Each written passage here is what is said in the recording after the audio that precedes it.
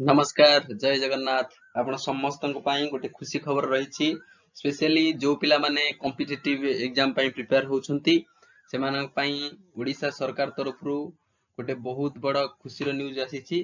देखंतु बुधवार दिन वेडनेसडे पांचटा प्रपोजल को ओडिशा सरकार अप्रूव देइछंती।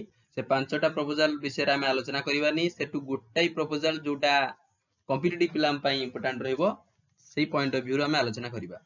देखो प्रथमतः से प्रपोजल हूँ जे आपण मानकर जो थिला जानिथिबे जे कौन आमर ओडिशा सिविल सर्विस रूल है कि 1989 1999 मसीहार जो ओडिशा सिविल सर्विस नियम रे सरकार ताकू संशोधन कर अमेंडमेंट करी एज लिमिट टा 32 वर्ष रु बढ़ई 42 वर्ष कर दिया जाइछि। ठीक अच्छी ता माने ओडिशा रा आपण माने जे कोनोसी एग्जाम दियंतु तार बयस सीमा मिनिमम 42 वर्ष एबे रहिबो। ठीक अच्छी किंतु किछि जॉब अच्छी समस्त जॉब पई ए अमेंडमेंट काम करिवेनी अथवा ये जो नियम आसी समस्त जॉब पई एप्लीकेबल नुहे।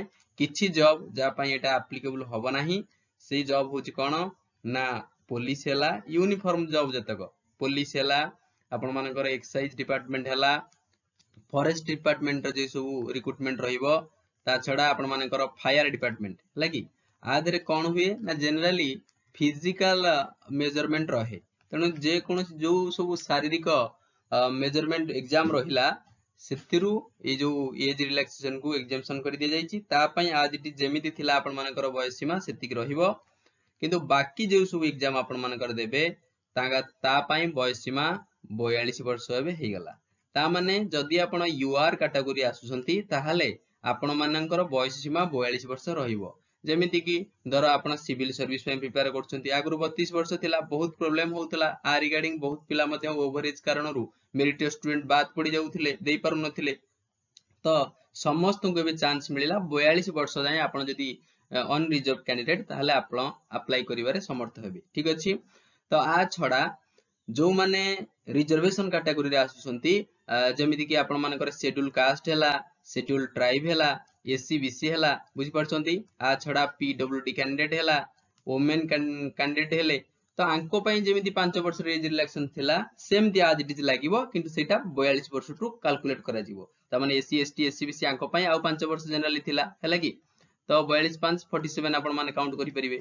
तणु आपण मानकर एज पडिछि तो मु एटा कहिबी जे हम ओडिशा सरकारनकर एटा गोटे बहुत बड़ माने ओडा अचीवमेंट कहि परिबे जे समस्त सेही विद्यार्थी मानक पई जो माने कॉम्पिटिटिव एग्जाम प्रिपेयर करूछंती तो एज लिमिट को बढ़ाई देबा काई ना काई गोटे बहुत बड़ खुशी न्यूज समस्त पई। ठीक अछि तो देखंतु फाइनली जो मानेकर आशा मोळी जाउथला जे 32 वर्ष पर से मान निज प्रस्तुत करि पारु नथिले एबे भी चांस अछि आउरी 10 ईयर एक्सपांड कर दिया गला हला कि 42 वर्ष जाय आपण माने सिविल सर्विस हैला बाकी मध्ये जॉब पई अप्लाई करि परिबे।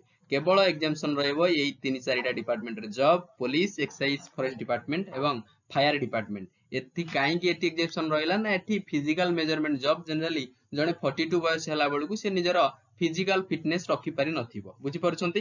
तो निश्चित भाव रे एटा गोटे जो पदक्षेप निया जाईची माने हमर मुख्यमंत्री मोहन चरण माझी सरकार द्वारा निश्चित भाव रे गोटे कोन ना भलो आदरणीय पदक्षेप। तबे एटा थिला आपण पई नुवा अपडेट बयस सीमा एबे बढ़ी जाईची 32 वर्ष रु कोन ना 42 वर्ष कर दिया जाईची मंजूरी मिली सारिची बुझी पारिले। तेणु जो माने कोन ना पानिक रहउतिले कि तांकर बयस आसी लास्ट टाइम रे पहुंचिलानी प्रिपरेशन करबी कि छाडी देबी तो सेमानक पई गोटे आशार किरण निश्चित भाव रे पुणी जागृत होईची। तबे ये थिला नुवा अपडेट जो माने नुवा अछ मु कहबी चैनल टी को सब्सक्राइब करि नबो हम फैमिली सहित जॉइन हेई जिवो छोटो फैमिली टे हमरो बुझी पारिलो तापर वीडियो टी को लाइक करि देबे। जो माने ए जाई टेलीग्राम रे जॉइन हेई नाओ टेलीग्राम रो लिंक वीडियो रे डिस्क्रिप्शन रे दिया जाईची। ठीक अछि तो लिंक रु क्लिक करी डायरेक्ट टेलीग्राम रे जॉइन हे जिवे। टेलीग्राम रे जॉइन हे गले आपण मानको दुईटा फायदा मिलियो प्रथमतः आपण माने नोटिफिकेशन जदी यूट्यूब सेंड करू नाही प्रथम नोटिफिकेशन मिलिबो तापर समस्त इंपोर्टेंट पीडीएफ फ्री रे दिया जाउची। ठीक अछि तो जॉइन हे जिवे। थैंक यू जय जगन्नाथ।